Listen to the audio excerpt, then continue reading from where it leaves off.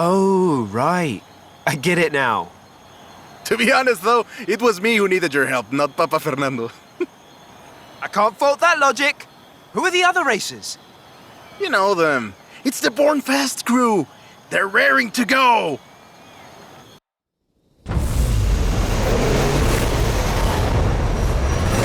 Hey, he's eager. But this isn't really a street race. There's no checkpoints, just the finish line. So keep to the route and get there first.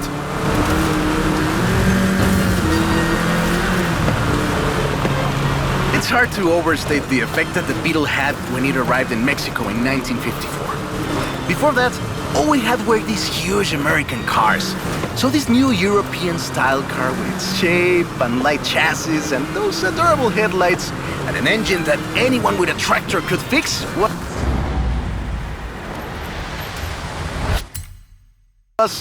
well, a complete game changer. They were so exciting that they were displayed at the Ciudad Universitaria in Mexico City. And there were lines to come and see this new car. Keep it up! We'll win this! Production of the Beetle started in Mexico soon after 7 of them finished the Carrera Panamericana.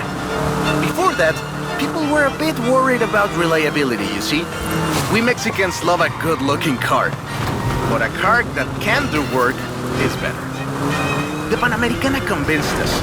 And in '61, Automex had assembled 250 of them. By '62, the first plant had opened in Jalostoc, making 10 of them a day. We love that car.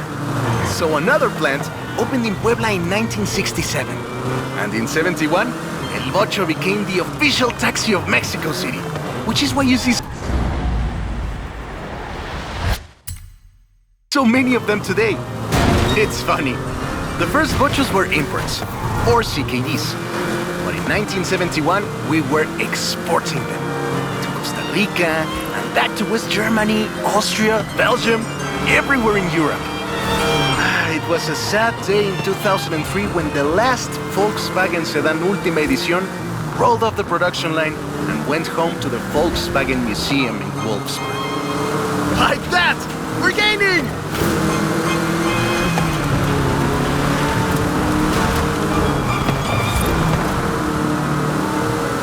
Now that's more like it! Eso, Bochito! Eso! So loved was the Bocho that it eventually outsold the Ford Model T to become the world's best-selling car. It was the first to reach 20 million sales. Sure, other cars have staked their claim on that title in recent years, but none are so timeless and unchanged as the Bocho.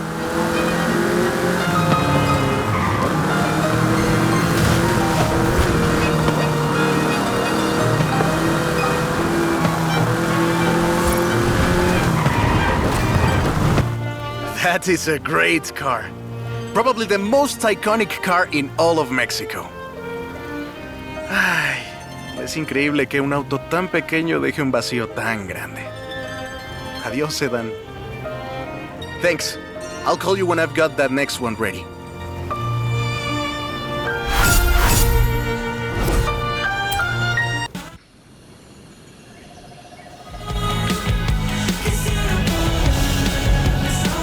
I have a brilliant idea!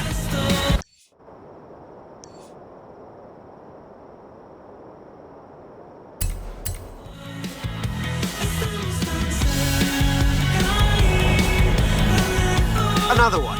What happened to the previous idea? This one is better. Meet me in town.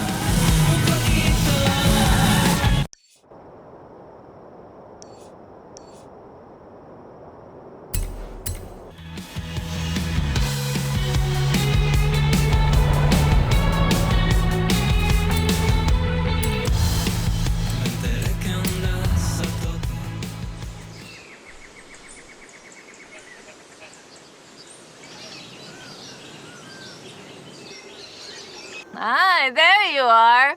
So I worked it out. Remember that flash flood? She was near an abandoned church along a river.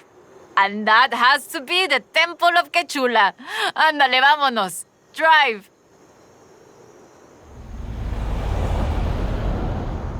Claro.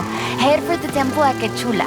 Lady Sydney has one more marvel to show us, and you're gonna show me how a Hall of Famer drives, no? Wasn't the temple at Cthulhu flooded? I didn't bring my snorkel. Ay, qué chistoso. Quechula is located on a floodplain, but after a long dry season... The temple is accessible. I take it back, let's go.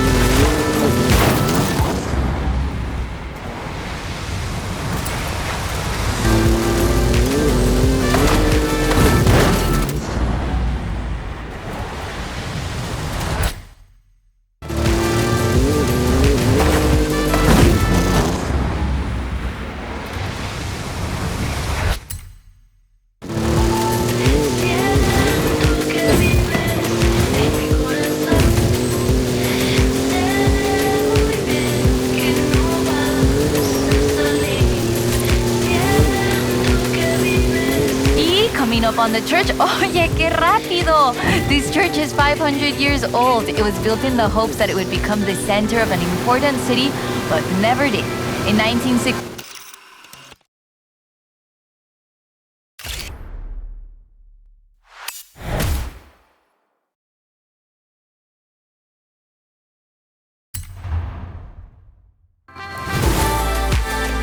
This is amazing. Like a final chapter of the book I never got to read as a girl.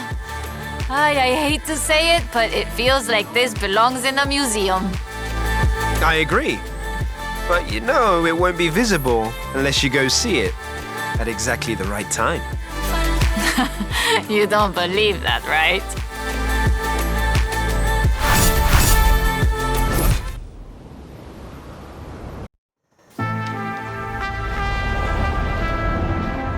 Claro. Head for the temple at Quechula. Lady Sydney has one more marvel to show us, and you're gonna show me how a Hall of Famer drives, no? Wasn't the temple at Cthulhu flooded? I didn't bring my snorkel. Ay, qué chistoso. Quechula is located on a floodplain, but after a long dry season... The temple is accessible. I take it back, let's go.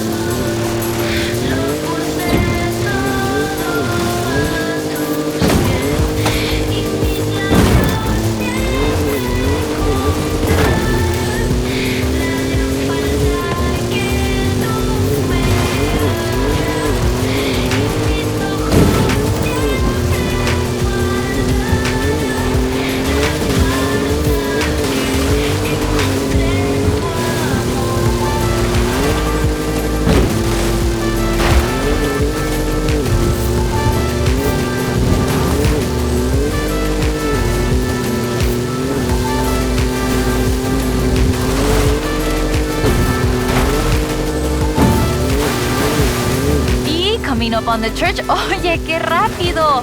This church is 500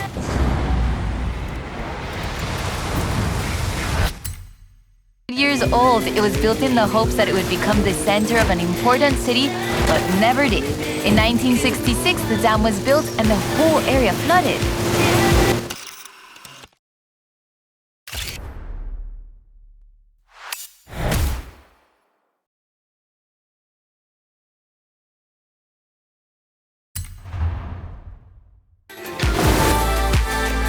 This is amazing. Like a final chapter of the book I never got to read as a girl. I hate to say it, but it feels like this belongs in a museum. I agree. But you know it won't be visible unless you go see it at exactly the right time. You don't believe that, right?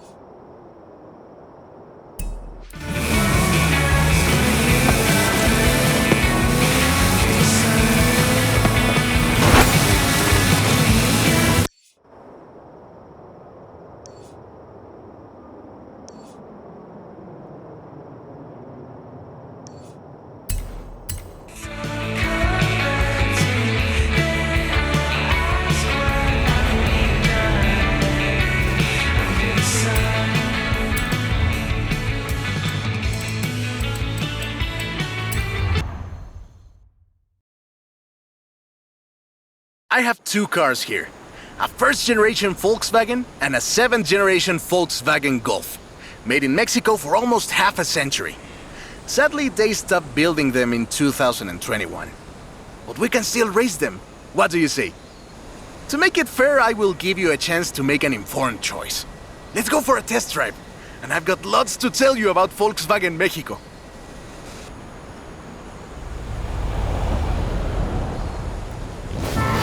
Volkswagen Mexico headquarters are in Puebla City.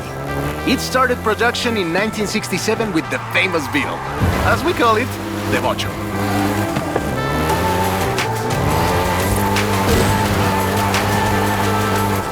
VW made multiple attempts at replacing the famous Beetle with newer models, but all of them failed way short of achieving the production figures until the Volkswagen Golf came into play.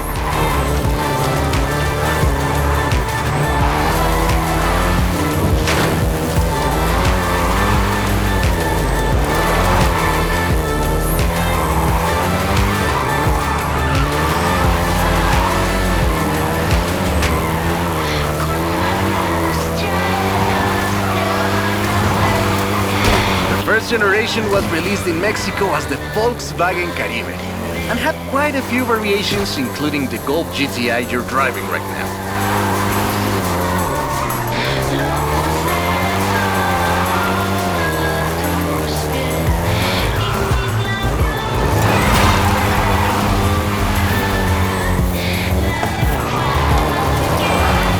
VW engineers, inspired by the Beetle GSR, designed and prototyped the Golf in secret as a Skunk Works project. Little did they know that the Golf GTI would become the hot hatch.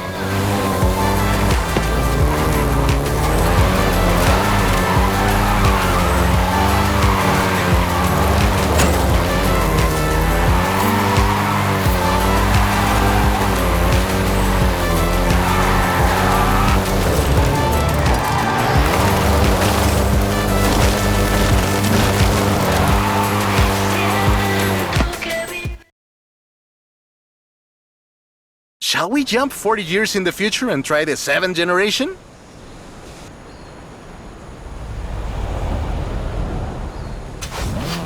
The seventh generation of the Golf first appeared in 2012. This version is the Volkswagen Golf R, R meaning race.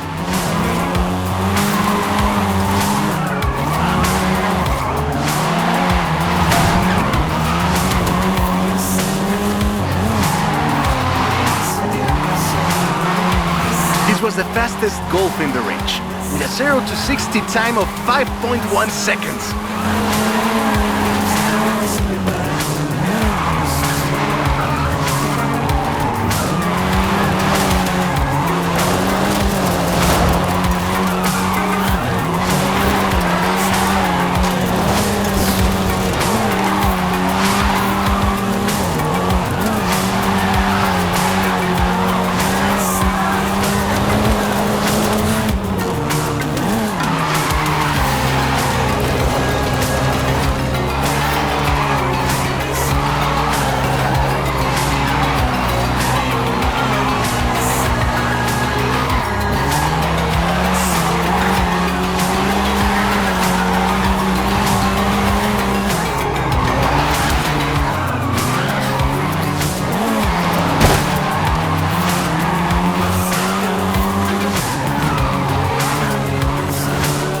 Volkswagen Mexico produced all 7 generations of the Golf, totaling more than 2 million units over 44 years. In fact, a lot of Golfs you find in the US were built here.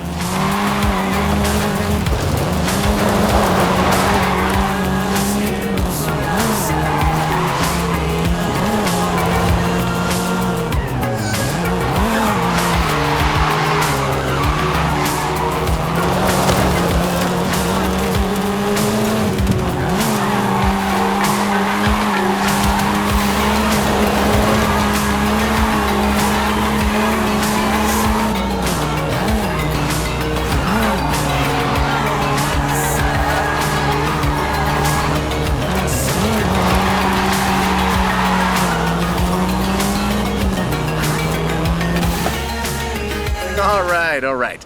Enough driving around. Let's go head to head, after you've had a chance to rest.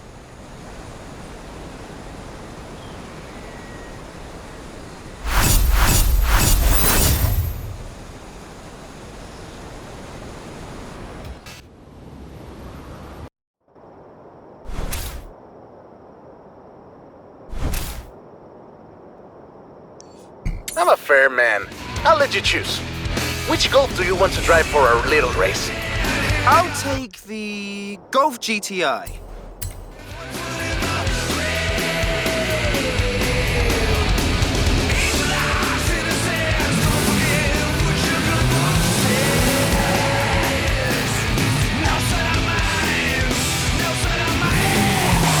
Turn around when it is safe to do so.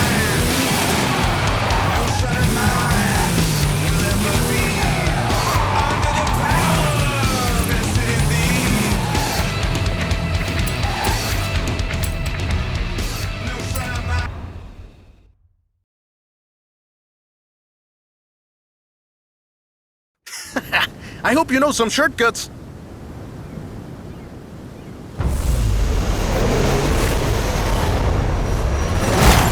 See you at the finish line. Don't make me wait for too long.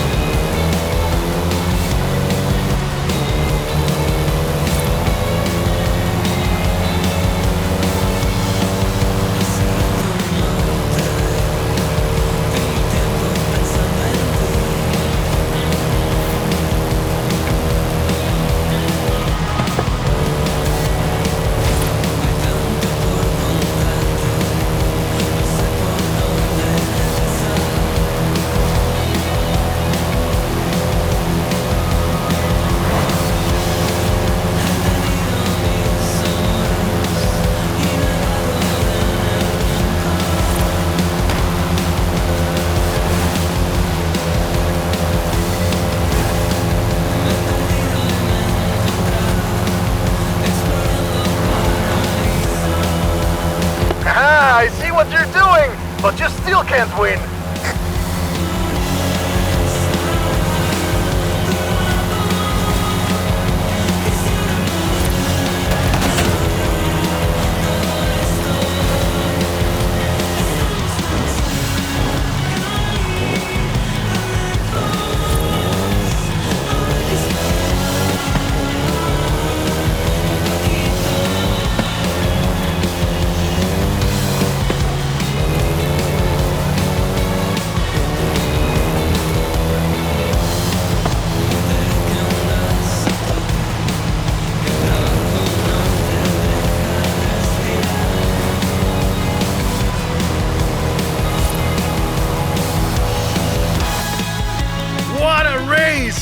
I am actually surprised the first generation still holds up. I'm sure you didn't cheat.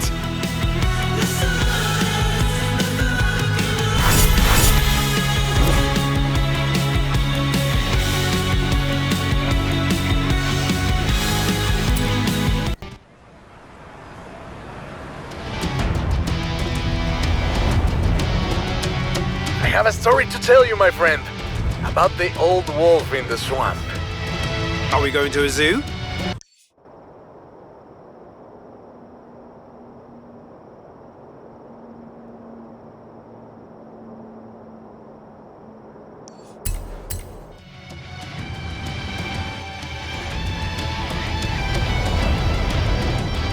A swamp! I'll pick you up.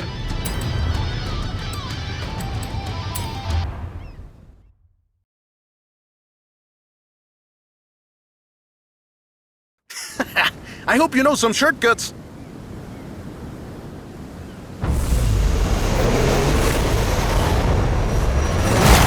See you at the finish line. Don't make me wait for too long.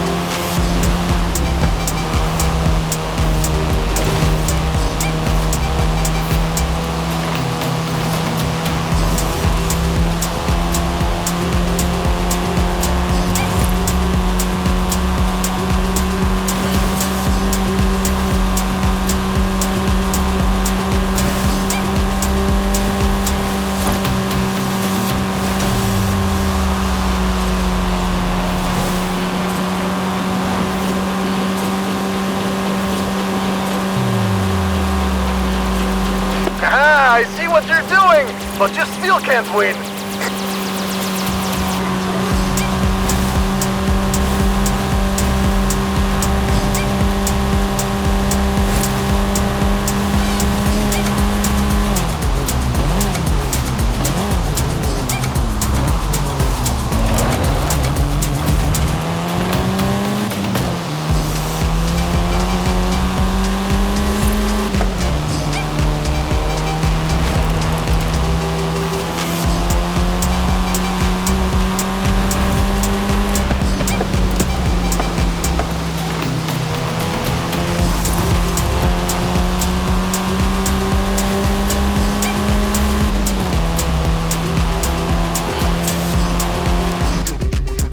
What a race! The difference 40 years makes!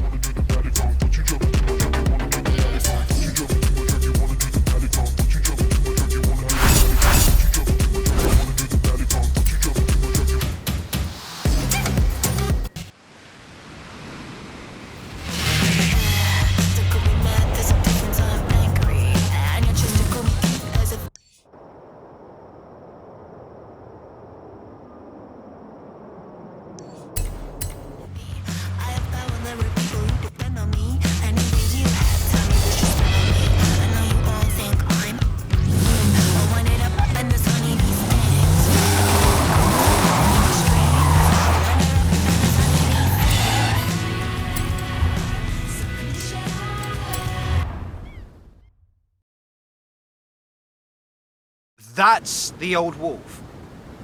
No, that's an old truck. The wolf is waiting for us at the swamp.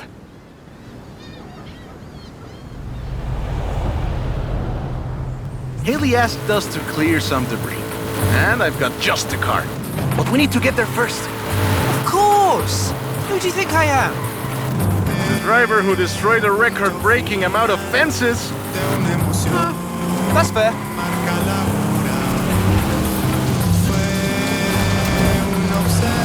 Turn around when it is safe to do so. Careful there! Recalculating route.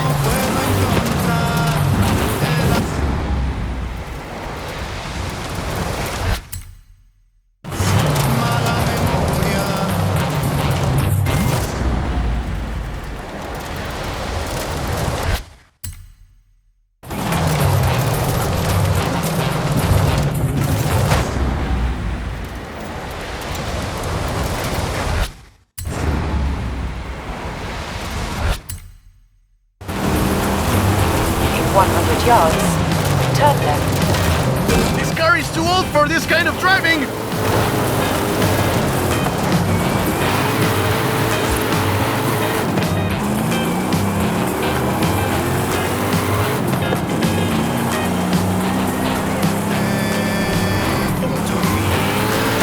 You get to explain to Haley why she's paying to repair my granddad's car.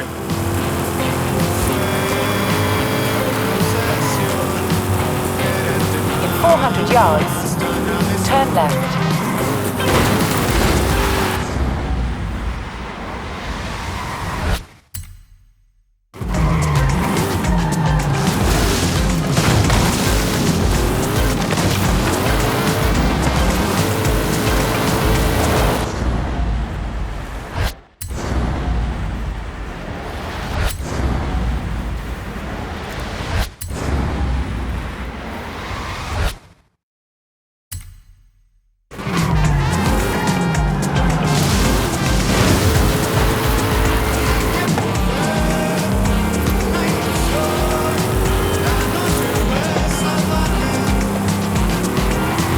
Turn left. See? Got it here in one piece. And gave me a few heart attacks. In 100 yards, turn right. In 100 yards, turn left.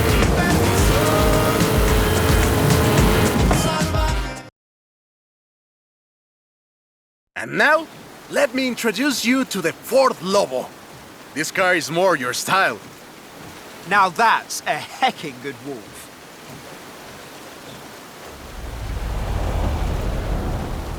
We call it Lobo here.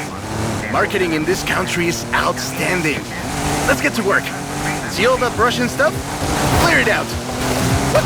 No! It's not just an excuse to throw the Lobo around. It is just an excuse to throw the Lobo around. In the 90s, Ford decided that they needed to rebrand the F-150 for the Mexican market. And the name Lobo just has a real ring to it.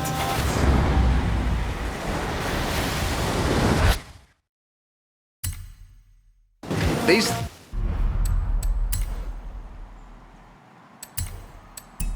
started using the badge in 1997, and the rest is history. The Ford Lobo quickly became one of the most popular vehicles in the country. Lobo is still used for the modern Rangers like the one based on the F-150 Raptor you're driving. But we don't just call it Lobo. No. We call it Lobo Raptor. So it's the same car? Now, there are loads of differences, like a dog and a wolf. Lobo only comes in XLT and with higher trim levels. The base version is still sold in Mexico as the F-150, but the Lobo is the Elite F-150.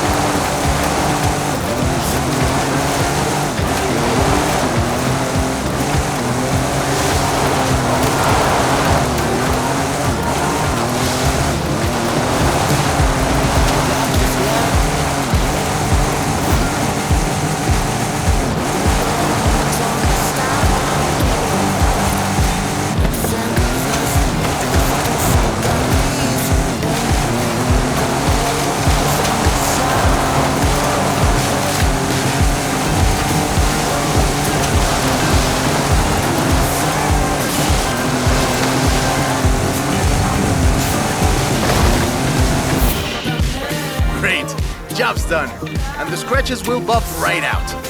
Thanks for the help. Now I just need to get my abuelo's old F100 back to the garage.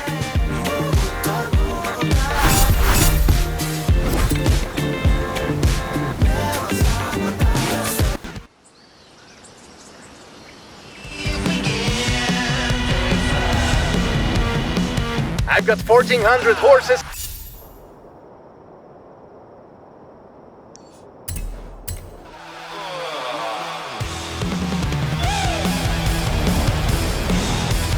And I need you to help with them. I think I know what this is. I'll be right over.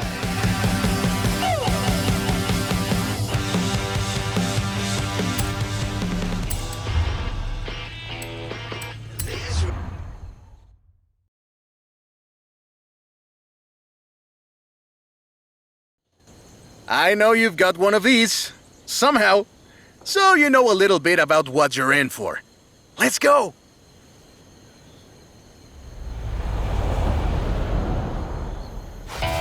Let's take this down to the beach. Stick it in AWD if you like. There's some nice curves up ahead.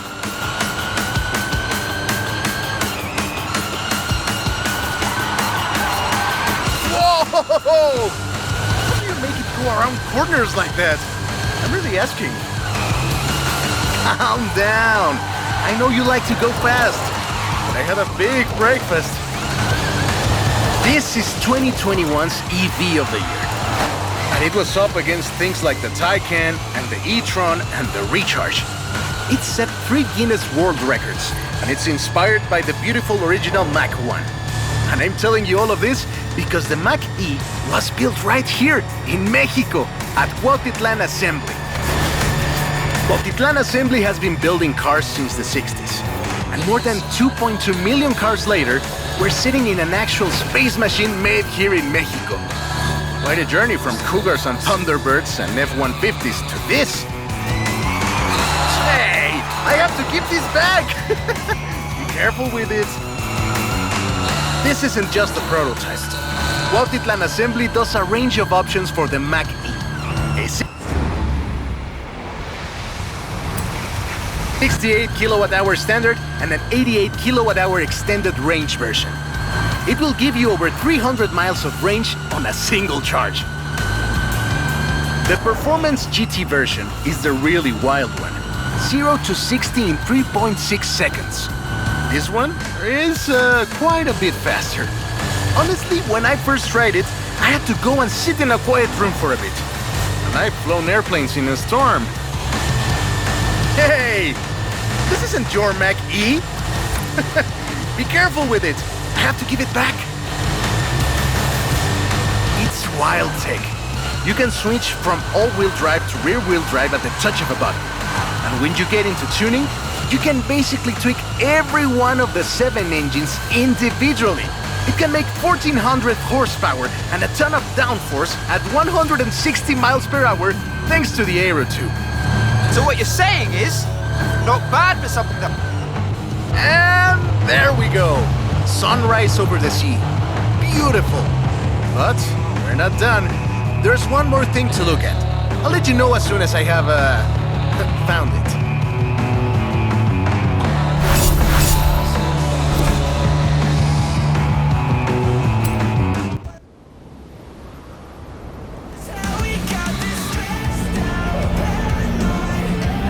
Okay, this one will be epic. I found the Porsche Carrera. You know what that means?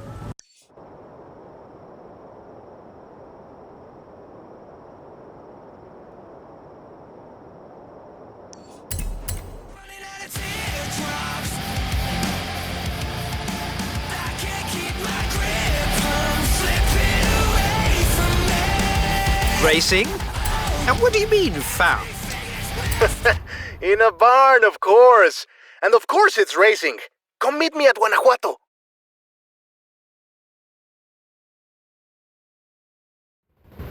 This beauty got her name from the Carrera Panamericana. The races don't run anymore, but who can blame us if we take it out one more time? Right? Let's see what this car can do.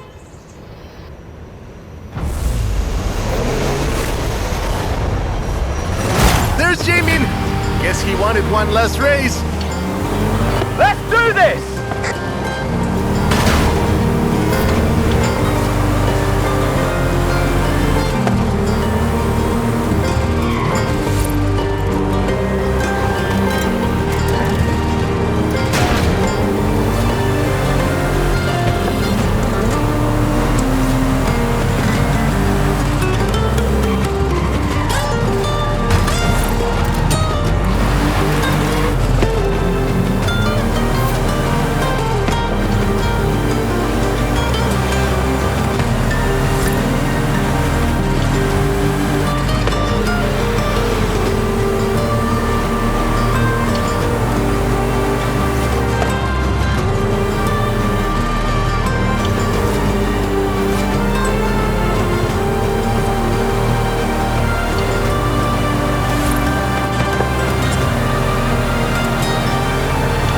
Race had 132 competitors, and everyone turned up.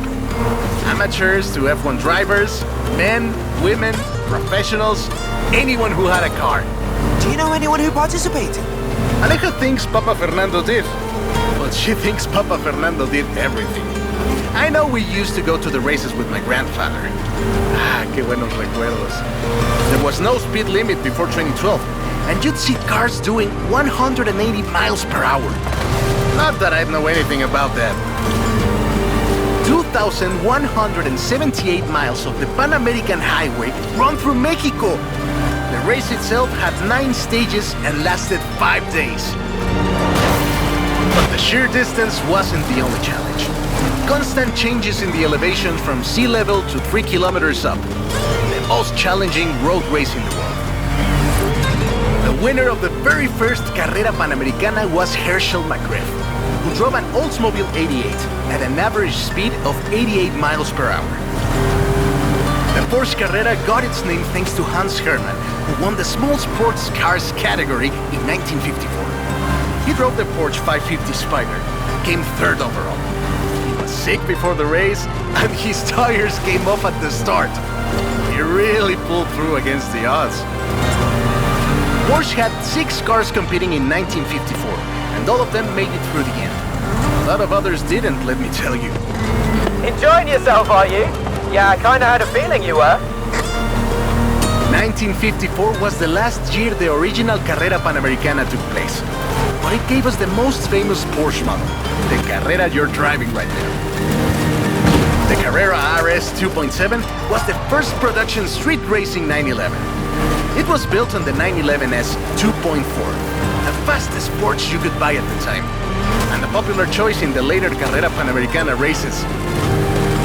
The race was revived in 1988 and ran to 2016, staying true to the original races with high-speed road stages. The routes for the race were careful. This is Jamin's exit. It's been fun, my friend. Take care. Looking forward to seeing what you can do out there. Have fun now, yeah? Great race!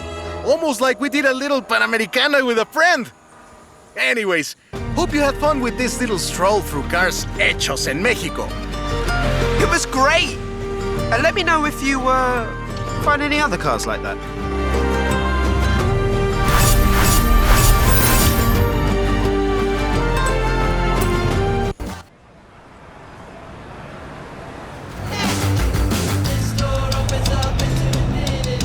Turn around.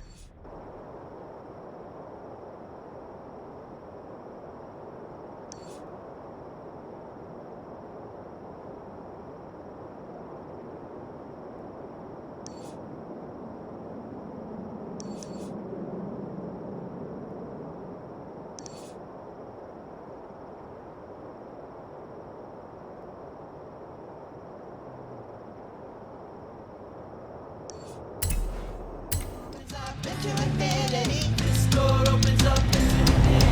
This door opens up.